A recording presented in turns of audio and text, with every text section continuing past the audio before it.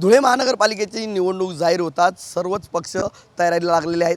मात्र या ठिकाणी काँग्रेस पक्षाने आघाडी घेतलेली दिसते आहे, कारण काँग्रेस पक्षाने कालच इच्छुक असलेल्या उमेदवारांच्या मुलाखती घेतल्या आणि त्यानंतर काँग्रेस पक्षाचे अध्यक्ष हर्षवर्धन सपकाळ हे आता धुळे जिल्ह्या दौऱ्यावर आज येत आहेत आणि त्यानिमित्ताने या ठिकाणी भव्य सभेचं आयोजन करण्यात आलं आहे। त्याचबरोबर या ठिकाणी भव्य प्रवेश सोहळा देखील होणार आहे, कारण या ठिकाणी आपण जर बघितलं तर या ठिकाणी माजी महापौर जे राष्ट्रवादी पक्षाचे होते ते शव्वाल अन्सारी या ठिकाणी प्रवेश करणार आहे। अमीन पटेल हे माजी नगरसेवक प्रवेश करणार आहेत। त्याचबरोबर या ठिकाणी अनेकांचा प्रवेश होणार आहे। विशेष म्हणजे आपण जर बघितलं तर या कार्यक्रमासाठी मोठी तयारी या ठिकाणी आता काँग्रेस पक्षाच्या वतीने सुरू करण्यात आलेली आहे। अनेक खुर्च्या या ठिकाणी ठेवण्यात आलेल्या आहे आणि एक मोठा मंडप टाकण्यात आलेला आहे।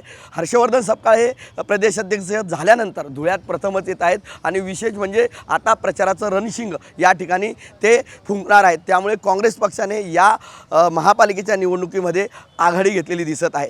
कॅमेरामन आकाश येवलेसह मनीष मासवळे, TV9 मराठी, धुळे।